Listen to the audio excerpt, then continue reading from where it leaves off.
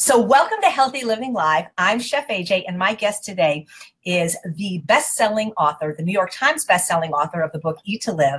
And we're here today to discuss his new book, which is called Food Genocide.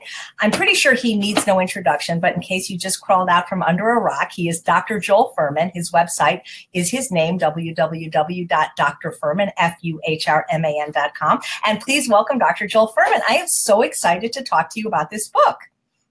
Thank you. And I'm really excited to talk about it too, because I kind of feel that this is my most important book in my life.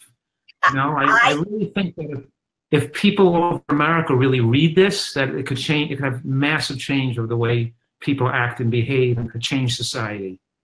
I might have to agree with you, Dr. Fuhrman, because while all your books are wonderful, my favorite book up until this book was Disease Proof Your Child. I first heard of you about 10 years ago with your book, Fasting and Eating for Health, which led me on my journey into True North, where I now have the privilege of working occasionally. But like you say, this book, this is for everybody. It's not just for vegans.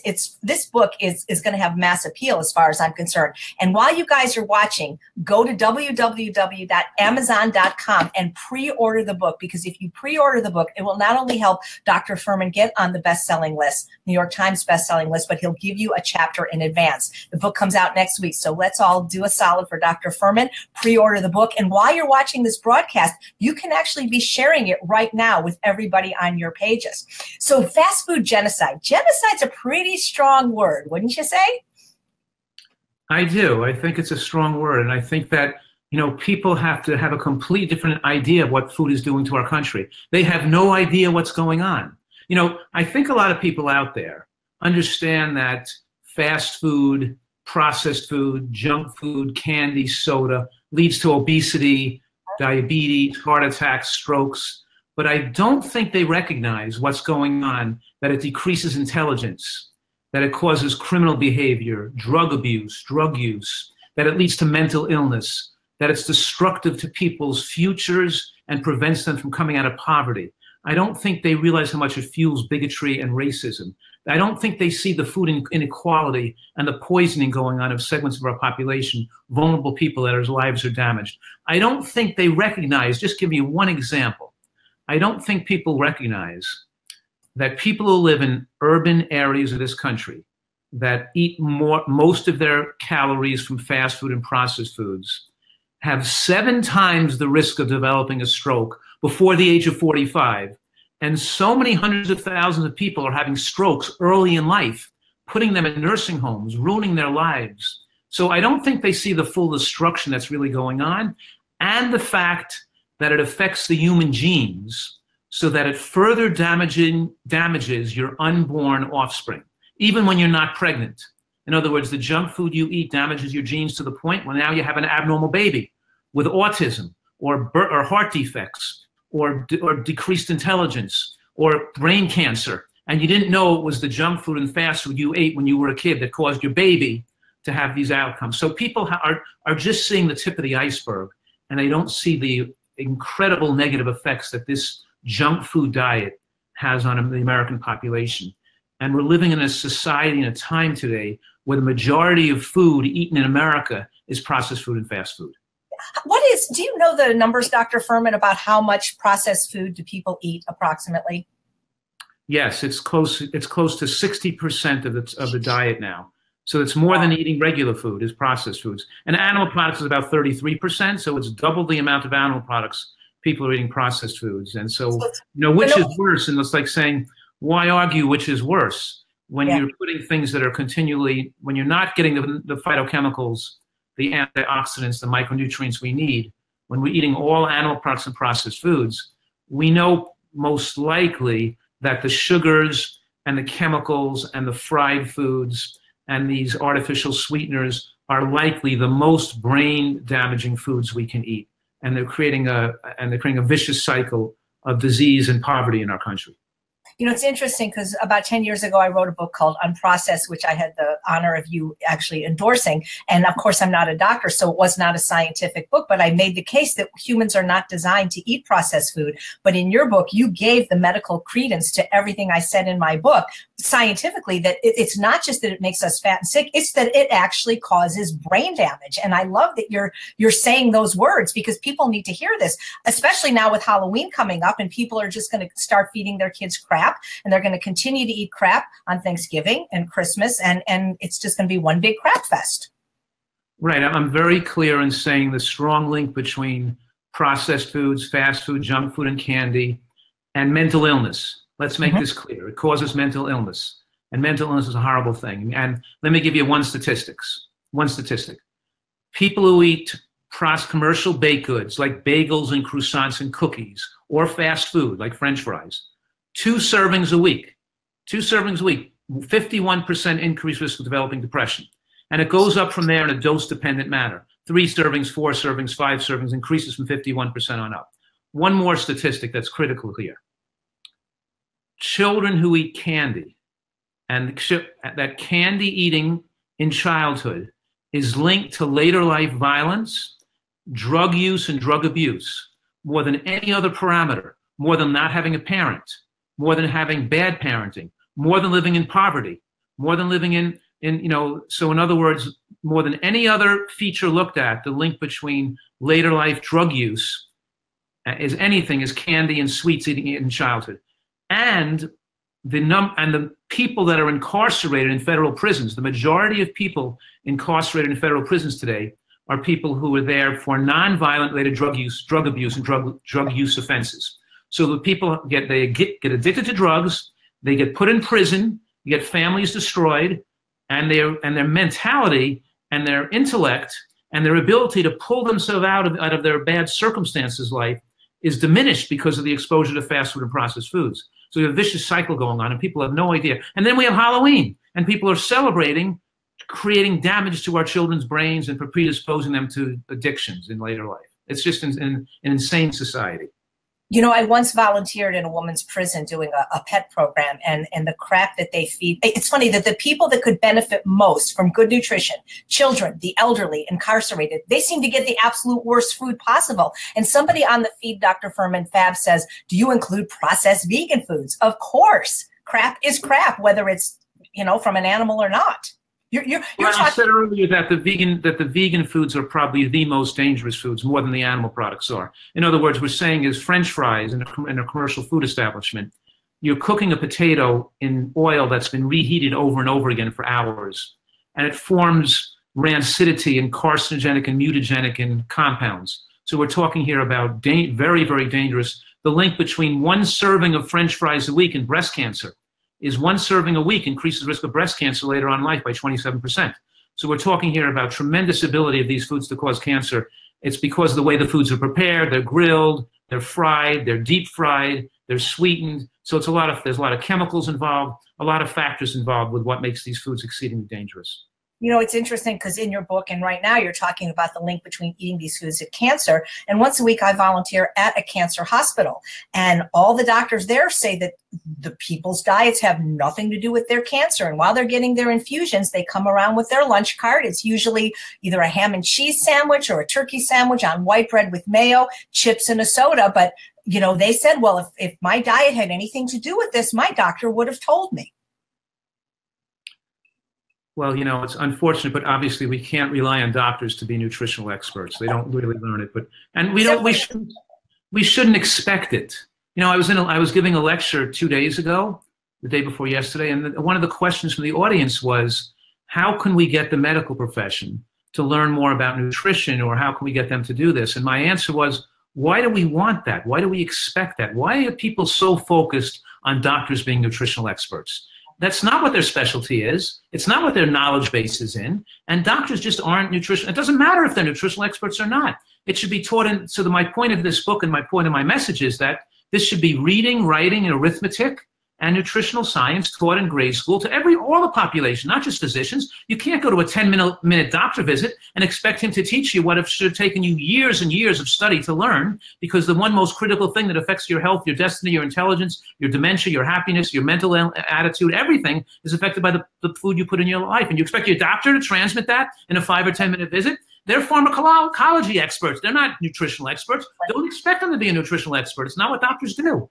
So People are loving what you say. If you just joined us, I'm interviewing Dr. Joel Fuhrman, the New York Times bestselling author of Eat to Live, on his new book, Fast Food Genocide. You can pre-order it right now at Amazon.com and get a preview chapter. And if you're watching this live feed, please share it right now.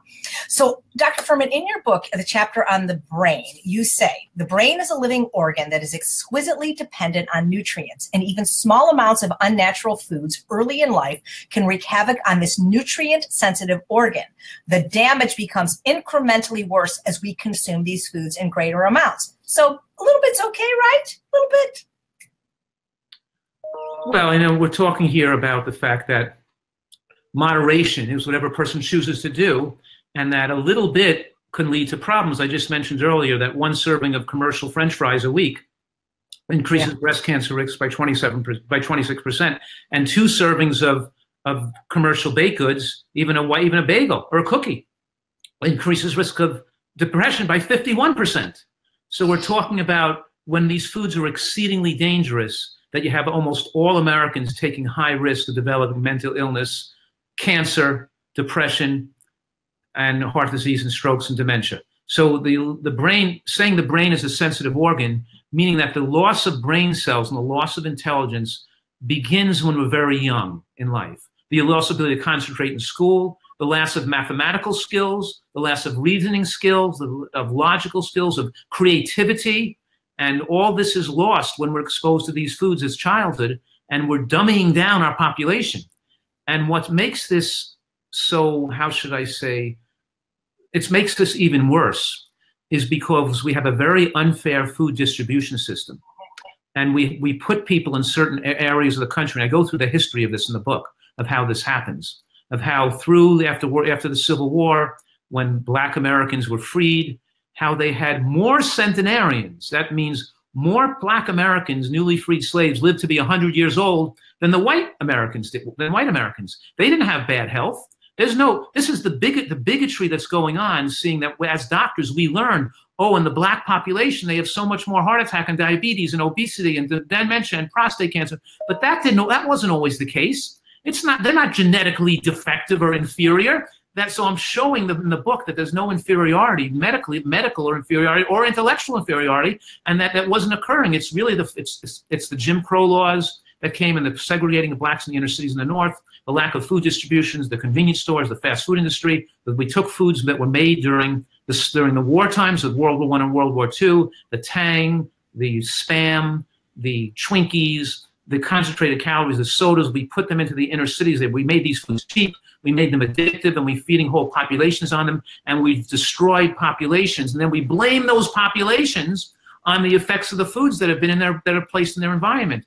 So it's a very sad situation, and that's why I'm on such a mission, that I think that this information is so important. It's so important for equality, because don't we all as Americans believe in equal, how should I say, equal opportunity for everybody to be happy and realize the American dream, and to have equality and equal opportunity means we have to have equal food opportunity and equal food exposure. So we have to combine the education about how important this is to eat right with the availability of food to make it so people can have it in their environment and it's affordable and they know how important it is to eat it. When we put those things together, we can lift our population, and we can lift the most vulnerable members of our population to be able to have a happy and successful life. Yep. I actually heard David Carter, who's known as the 300-pound. He's a football player, talked about how unfair this advantage is, the way these foods are skewed. And they can use food stamps to buy, Twinkies and Ho-Hos, but God forbid they should buy a potato. That's not allowed, with food stamps. Heather is asking a great question online. She says, if we've already damaged ourselves with these poisons, can we undo the damage, or are we doomed? You talked about in that book that your goose is never fully cooked. I loved your sense of humor shining through. Yeah. Well, it's unfortunate, but the body is a miraculous self-healing machine. There's amazingly things the body has to repair itself. And we can fix so much of the damage, but we can't fix all of the damage. So just think about this. If you smoked cigarettes for 30 years and then you quit smoking, would all the damage from smoking be gone? No, but every year you're off cigarettes that goes by, your risk of developing lung cancer or something serious from that cigarette smoking will be reduced. It'll never go down to zero because you still smoke for 30 years. But if you smoke for only 5 years, the risk will be much less. And if you smoked only 1 pack a day for 5 years and not 3 packs a day for 5 years, the damage will be even less. So of course it's proportional to the amount of years and to the extent of that, the level of bad foods you ate. But it's never too late. If you're living and you're still alive, why not have a better mental attitude? Why not feel better? Why not increase your lifespan, increase your healthy life expectancy? You know, but what this information gives people, it gives them an unprecedented opportunity in human history because we know so much about modern nutritional science. It gives people the power to control their health destiny. And now we can be centenarians. We can live to be 100 years old in great health. And we have to put on the oxygen mask on ourselves first, be living examples of great health, and then be able to have impactful messaging to other people because we've taken great care of ourselves. And we can have so much of an effect that, you know, the healthcare crisis, the mental illness, the growing industry of people going into nursing homes and able to care for themselves. Of all ages, we're talking about the most growing industry in America is nursing homes caring for people under the age of 65. You know, younger people having strokes. We're seeing teenagers having strokes today because of the influence of fast food. And I should say, because I haven't said it yet, that fast food is not just the food purchased at fast food restaurants. It's anything out of a bag or a box or a you know, with wrapper on it. It's anything that can be eaten fast, that's already pre-made and pre-designed. It can be digested fast. It's absorbed into the bloodstream fast. It's overly seasoned and spiced. It has chemical and it has contamination in its ingredients in it. And of course, it's soda, it's cookies, it's foods made with white flour. It's, you know, it's anything that uses these sweeteners. And I even consider honey and maple syrup damaging foods as well. Yep. Well, you say in your book right here, you say fast food has 6 characteristics. It is digested and absorbed rapidly. It contains multiple synthetic ingredients. It is calorically dense. It is nutritionally barren.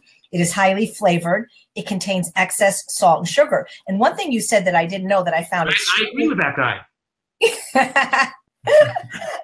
You said I knew about dopamine because I learned at True North from Dr. Goldhammer that the more calorically concentrated the calories in the food we eat, the more dopamine is released, this pleasurable neurotransmitter. But one thing you said here that I didn't know and I found fascinating was that the faster the calories of a food enter the bloodstream, the higher the release of fat storage hormones and the greater the increase in dopamine, a driver of addiction in the brain.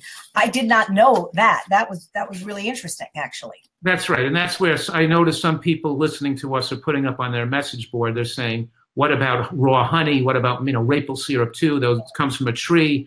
But it's the same reason when these concentrated calories rush into the bloodstream in 3 to 5 minutes. It's just the amount of glucose that flooded the blood into the bloodstream so quickly. When so much sugar enters the bloodstream in such a short period of time, the body has to respond with a huge amount of insulin.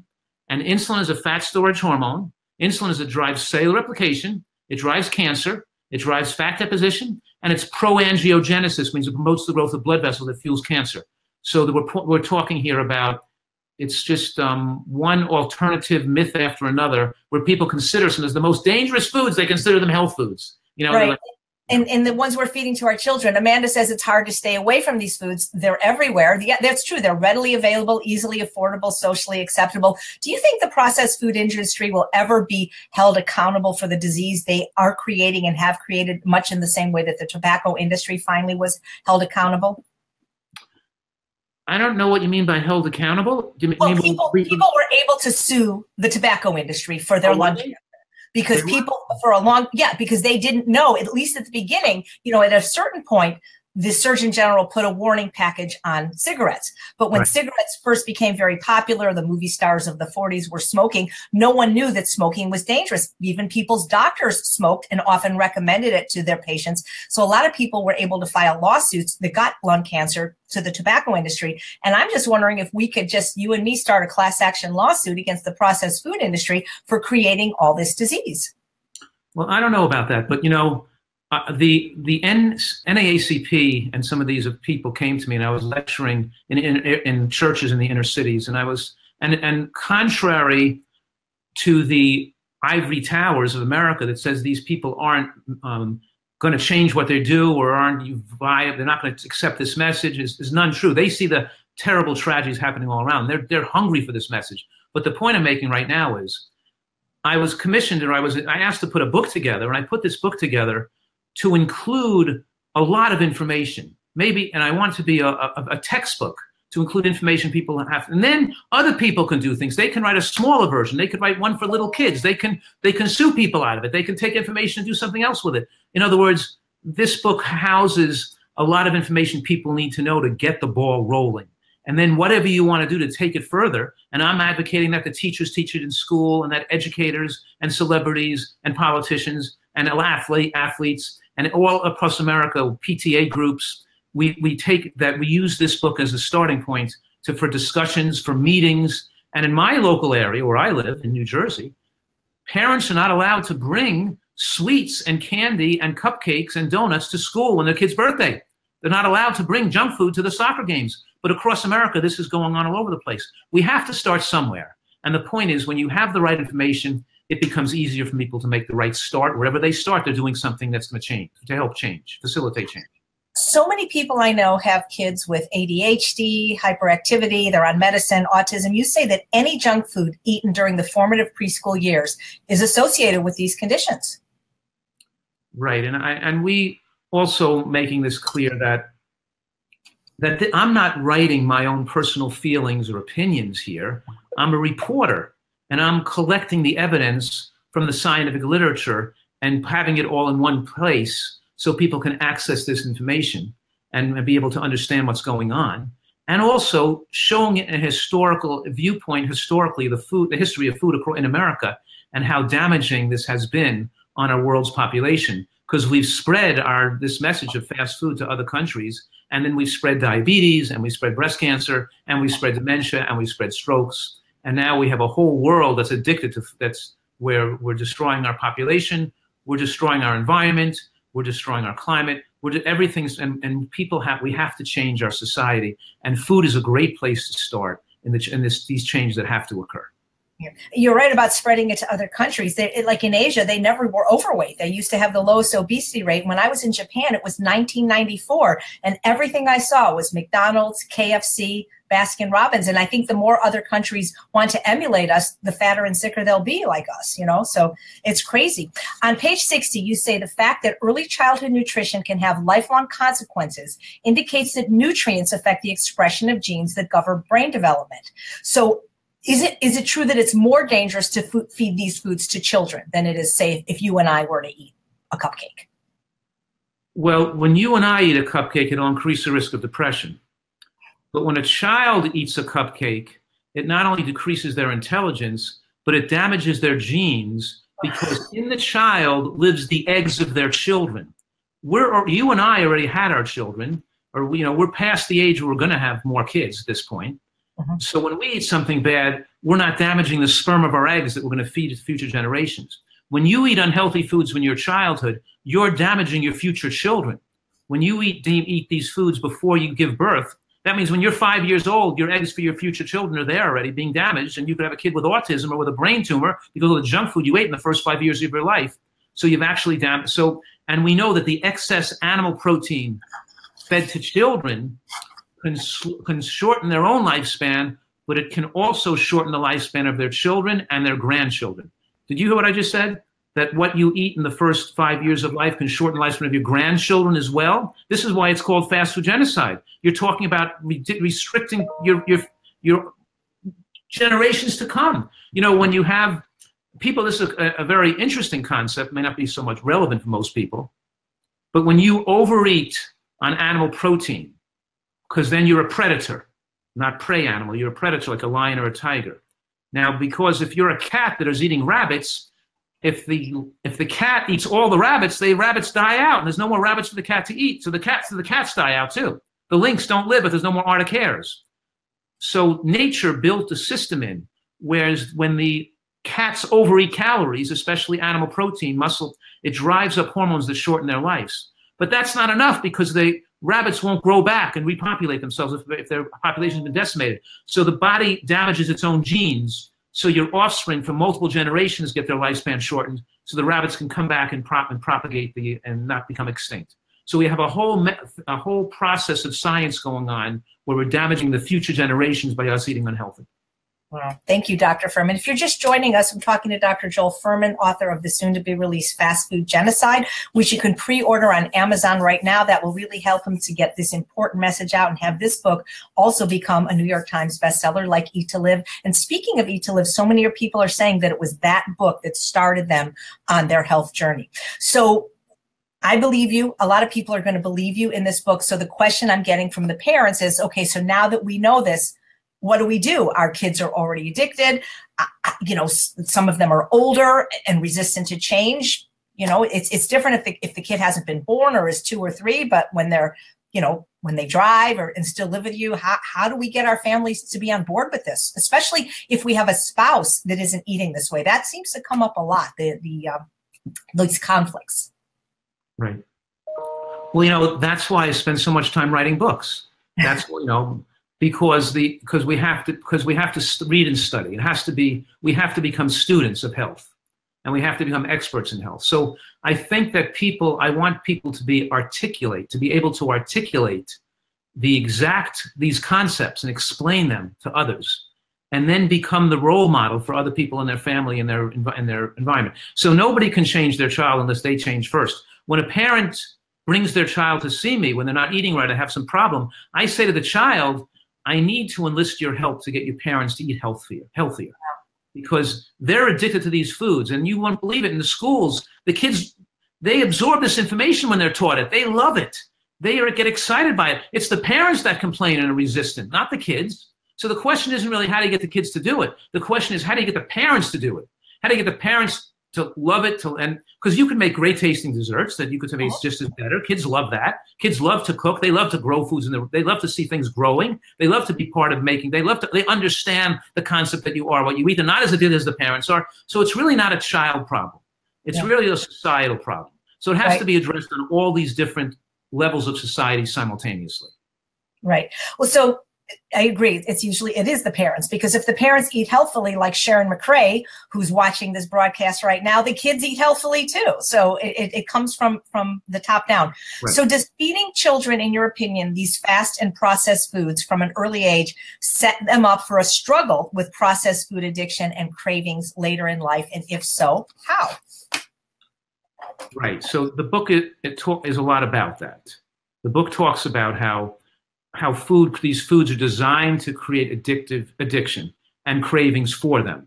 So you create addictions and cravings for them, but also it affects the primitive part of the brain, and which decreases your, decreases your intelligence and decreases your ability to logically and put the effort in to get out of your addiction. So it makes it harder to quit smoke. When you eat junk food, it's harder to quit smoking. It's harder to quit alcohol. It's harder to get off drugs when you're addicted to drugs, and it's harder to quit eating the junk food as well, because you get the drive to eat those foods, but then it takes away your ability to fight against the addiction. So that means you have to cold turkey the junk food, because within a few weeks you start to gain back the ability to fight the addiction, and it's painful for people. The first week after they stop sweets is very addicting. Many people have said that was harder to get off sweets than it was quitting smoking. It was harder to get off sweets than it was to get off opiates. It's very hard for people to get off their sugar and their oil and their fried oils and fried foods. Yeah. And yet so many, I know you said doctors aren't supposed to really be the ones we go to for nutrition, but so many doctors, and even those in the plant-based movement that we're both a part of, think that there's no such thing as food addiction or sugar addiction, that it's, you know, when you have it, you know it's real. And I had it for sure. Well, one of my strongest contributions to the field of nutritional science is showing that as people improve the nutritional density of their diet, and a diet with a higher nutritional quality, their cravings were diminished, their addictions lessened, and their desire to overeat went down. So what I'm saying is that I've published a study in a nutrition journal, in a medical journal, showing that as the people improved the quality of their diet, they were able to better control the quantity and and their addictions weakened and have a chance to beat the addiction. Without a focus on nutritional quality, it's very hard to cut back willy-nilly on calories because you get an overwhelming desire to eat more food, and you feel too fatigued and weak and shaky if you don't keep putting extra calories in your mouth. If you have to eat a higher quality diet so you don't feel shaky and weak and fatigued when you're not eating food all the time. So people don't feel comfortable and then when they're not digesting, and then if they're forced to overeat. So there's a lot of factors going on. And I think that by putting all these pieces of the puzzle together and having people understand all these various pieces of the puzzle, it removes the obstacle to change. And it makes it easier for them to get rid of their addictions and to stay with a healthy diet and achieve permanent benefits they can live with for the rest of their life. So Martine, who's watching the feed, wants to know what you're going to hand out at your house at Halloween. Well, for years and years at Halloween, we've always been handing out, what are these things? These light up necklaces. Like glow in the dark necklaces, bouncy balls, yo-yos, some kind of small toy that we buy at, I think it's Oriental Trading. Oriental Trader, yeah. Yeah, so we buy something that we give out, some gifts we give out to the door. Would never give out food or candy or anything like that. Matter of fact, when they come to the door and I give them the toy, they really come to my house. So they love that because they love getting what they're getting. I always tell them about the bad effects of what they have in their bag. When they come there, I say, this is good, but and I tell them, that the link between candy and it makes you less intelligent, and it makes you depressed, and it causes cancer. Just want you to know that before you eat all that candy. I would love to trick or treat at your house. You know what would be great to give everybody that comes to your house this year? This, if there was a way to do that, I think this would be the perfect thing to go into the Halloween bag. Not enough people come to my house. It wouldn't. So what some of the parents are asking, they can control their houses, what they do. If they're good parents, I think they would, and they would also eat this way. But extracurricular activities, like you say, the Krispy Kreme donuts at soccer games, and a lot of parents feel that, well, they don't want their children to feel different or deprived. And that's a good way of thinking. You don't want your kids to feel deprived or different, so just let them all smoke cigarettes or snort cocaine. Or tell someone if everybody else is snorting cocaine, they don't want to feel deprived. They should snort cocaine too. Everybody else. That's a great way of parenting kids, right? You don't want to feel deprived, so they just should give everything that they want that's bad. That's the most ridiculous concept I've ever heard in my life. Matter of fact, when my daughter Kara was 4 years old, she said to me, because she was at a health club, it's called a boot camp, and she called it a boo-boo camp. She said, don't these parents love their children? And I said, what do you mean, Kara? She said, they're all eating junk food and like chips and stuff. And I said, yeah, but they don't know that it damages the body and the brain. And she said, they don't know that what you eat makes your body. How could they be so stupid? I said, they're not that stupid. Everybody does it, so it's just like normal. My kids could never figure out why parents didn't care about their kids and didn't love their kids. So it's the opposite. It's a parent that loves their children, spends time with their children. Your children wants your time. They want your love. They want you to have fun with them. They want you to play with them. And they want you to teach them. And they want to learn from you if you give them the time and you give them that love and you give them that attention and you play with them. If you don't play with them, if you don't have fun with them, if you don't do things with them, you can't just order them around and tell them what to do. That's not going to work. My kids saw this as a gift of love. They become little shining rays of light to spread a message of good health to other people because they saw this, because they see it as love for their friends. And they spread it to their friends. You know what I mean? So they see this as a source of love and goodwill for others. It's not something you feel bad about. You feel good about it. It's funny, your story is very similar to one that Dr. Ellen Goldhammer tells about his son Gar when he got called into the principal's office because one of his classmates was eating a bologna sandwich, and he said, your parents don't love you, and he got called to the principal's office. This just a little aside, is it true that you were one of the first or the first interns at the True North Health Center many years ago when they opened? I have no idea. No, they were open for years, and they had interns before me. I don't know if no, I don't think I was one of the first. It's been going on a long time, and fasting has been going on in this country since the 1920s. And so, but no, I wasn't one of the first interns, but I was at True North Health Center when I was still a medical student as part of my medical rotations. And I got credit from my medical school for being there. Nice. So I have certain electives you could choose. So I was able to choose to do an elective there. Which is great. And now, and subsequently in years to come, I've had many medical students do their electives studying under me, and many medical. So that's a good thing, is that medical students at least have the option of taking some elective things like that. Where did you acquire this intense passion for this? Because you really are, in a way, a lone warrior out there, in a lot of ways. I think so. And, so many people are so confused about nutrition and have like belief systems and rigid ways of thinking in both the paleo community and the vegan community. They all have their little gurus, and they really are not, how should I say, well-versed with the science that's out there and what the cumulative and preponderance of evidence shows, and they make the decisions based on, bad information. So, so I'm very passionate about this because I really know the potential of where we could go with this. And I think that the nutritional science community has been nudged in the correct direction. And 90% of nutritional scientists have moved closer, much closer, and are almost all the way there. I know that we're getting over that hump. And when that happens, look at what happened with the World Health Organization. The declaration that the World Health Organization has made in the years about eating more plant food and eating more fruits and vegetables, and classifying barbecued and processed meats as a class 1 carcinogen, and so the same as asbestos and cigarette smoking. So progress has been made, and it will continue to be made. Right. Well, I love that you give the message that of both not eating processed food and not eating animal products. Like you said, we have so many of these paleo doctors that just say, well, sugar's the problem, but eat as much oil and animal products and even dairy as you want. And then we have some of the doctors saying, well, no, just don't eat animals. But, if you want to have a little sugar, oil, salt, flour. Sugar, white flour, white rice, that's all okay food, and they put in, and so they could put maple syrup and honey and salt and white, and still people feel junk food. And then they're shocked when people get depressed or have problems develop, so it's really, and that's what I see all the time. It's like one extreme or the other.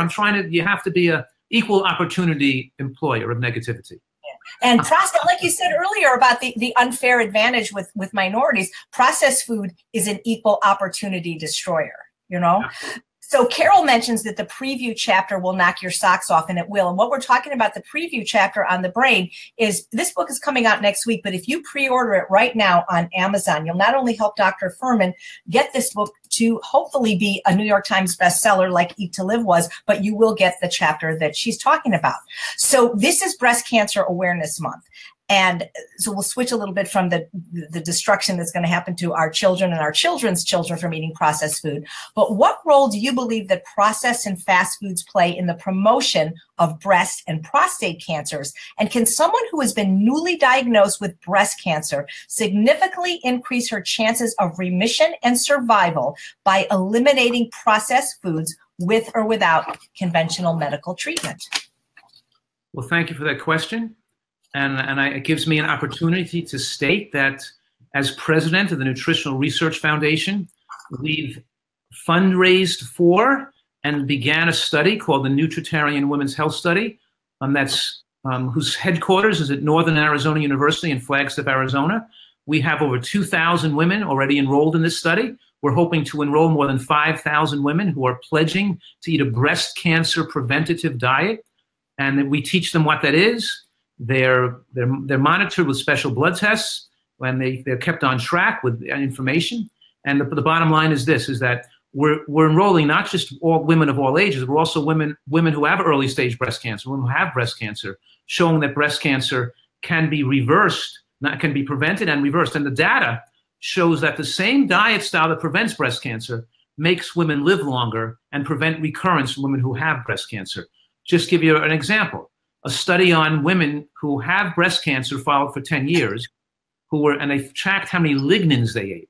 Now, lignans are in pineapple stem and broccoli stems and sesame seeds and flax seeds and chia seeds. And the women who ate 1/3 of a milligram of lignan a day on the average had a 71% decreased risk of dying of breast cancer over that 10-year period. That's incredible. And they only ate 1/3 of a milligram of lignan. Now, flax seeds have the most lignans, and a tablespoon has 21 milligrams of lignan, and these women only ate 1/3 of a milligram. Imagine if they ate 10 milligrams of lignan, or just 5 milligrams of lignan, just a teaspoon a day, and they only had 1/3 of a milligram. Well, what if they started before they got cancer? It would be even more effective. We're saying the same thing with cruciferous green vegetables. When you give cruciferous green vegetables to women who have cancer, the risk of developing recurrence or death from cancer goes down to more than 50%. So we're talking about looking at every one of these G-bombs or every one of these individual features, greens, beans, onions, mushrooms, berries, seeds, flax seeds, cooked mushrooms, raw cruciferous vegetables, right? Cooked beans, all these things individually have been shown to decrease the recurrence rate and death of breast cancer. But what if we put together a portfolio, a diet with a full portfolio of all these foods that have been shown to protect against breast cancer death and to prevent recurrence of breast cancer, and we put it all into one program, and we keep that program so it's mildly, so we prevent caloric excess, and we keep it high in nutrients, and we make sure we have all the participants have a broad spectrum of all the nutrients humans need without being deficient in any one nutrient. Then we have the opportunity to give people the full opportunity to get well. And we're seeing breast cancer reverse itself. And we're seeing women who are told they got, I have plenty of, obviously, I've been in practice for almost 27, 28 years now, a long time. And what I'm saying right now is over those years, I've had many patients with breast cancer and prostate cancer and lymphoma and leukemia who've reversed their diseases and come back to normal. And it's just, it's whether it's my sister-in-law or whether it's a woman with lymphoma who's reversed her cancer, whether it's a man with no longer with prostate cancer, whether it's a woman who had metastatic breast cancer to her bones that resolved, whether it's another woman who had ovarian cancer metastasized to with fluid in her lung who's now alive, doing well 17 years later. I'm not making any of these, I'm not making claims, but I'm saying that the facts are you can't take away people's hope, and you never know the effects of nutritional excellence could have on the body, even when a person is sick. Right. Well, I think one of the very first things I've ever heard of yours was you actually have a CD called Nutritional Excellence. And that's where I learned so much of what I teach now, because you're really one of the only ones other than maybe Dr. Goldhammer and maybe Dr. Esselstyn that really is promoting eating a lot of vegetables, especially grains for health. And I appreciate that because I teach the same thing. So Lavanda's asking, what about coconut syrup? And I know what you're going to say, because sugar is sugar. Because on page 47 of your book, you say that excess sugar impairs both our cognitive skills and our self-control. That is, having a little sugar stimulates a hard-to-resist craving for more. The mixture of sugar, salt, and oil derails the ability of the body to control calories or be satisfied with normal amounts of food. Fast foods create human eating machines, that is, individuals with no caloric turnoff switch. So does that mean if we eat these SOS-laden foods, that it literally turns off our hunger and satiety signals? We never get full. You always want to eat more food. So let me just say one more thing here, in that when we're saying sugar, the only sweets we should eat is fresh fruit and a limited amount of dried fruit. Right. So we're talking here, if I'm making a special, I might put 1 date per serving or something, or a tablespoon of raisins in my oatmeal in the morning. But the point I'm making is that our sweet tooth is there because we're designed as humans and primates to want to eat fresh fruit. It's not there for us to eating, and our desire for fat and our desire to eat more calorically concentrated should be limited to eating nuts and seeds, not oils. Oils are a processed food, and sugar is not the same thing as eating a mango or a berry. And here's the one important feature, is when you eat cooked beans and cooked mushrooms, 2 cooked foods, cooked beans and 2 mushrooms, and you eat 2 raw foods, raw greens and raw onion or scallion. That's 4 foods. 2 cooked, 2 raw. When you eat those 4 foods in your regular diet, you thicken the biofilm that's adherent to the lining of the villi, and it makes it harder for glucose to pass through the biofilm, lowering the glycemic effect of everything else you eat. What I'm saying right now is when you have that mango for breakfast, the glycemic effect of that mango has been reduced because you regularly eat beans and greens and mushrooms and onions, and your biofilm is thickened. So when you eat, so now the glycemic effect of the fruit you're eating is much lower because you're regularly eating the right vegetables and beans and mushrooms and things like that. So the overall glycemic effect is less. What we eat in our life from even pre-birth matters. And guess what? If you want to know more about it, you're going to have to just get this wonderful book, Fast Food Genocide, at Amazon. Pre-order it. You get a chapter. So Dr. Fuhrman, my sound seems to be okay. So what I'd like to end with is my favorite quote from your book, if you don't mind. It's on page 62. And here's what you say. The amount of scientific evidence is irrefutable that junk food, candy, soft drinks, fast food, and commercial baked goods damage the brain. Unfortunately, well-meaning parents and grandparents are the biggest culprits, poisoning the health and future intellect of the nation's children. Children don't shop and buy their own food. Adults reward children with donuts and chips for playing well in sports. Adults support their children's Halloween candy collections. Adults make holiday cookies and cakes. Adults take their children on fast food excursions. Lots of traditional American practices and social norms damage the brains of our precious children. It is time to change this, especially because the right food choices lead to higher intelligence, emotional stability, and happiness. This is a great book, you guys.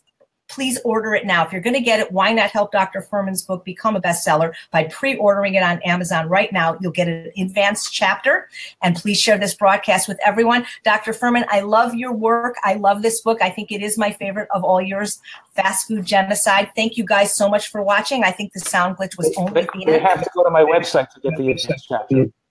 Go to drfuhrman.com. drfuhrman.com/FFK. Okay, fantastic. And thanks all of you for watching Healthy Living. I'm Chef AJ, and I make healthy taste delicious.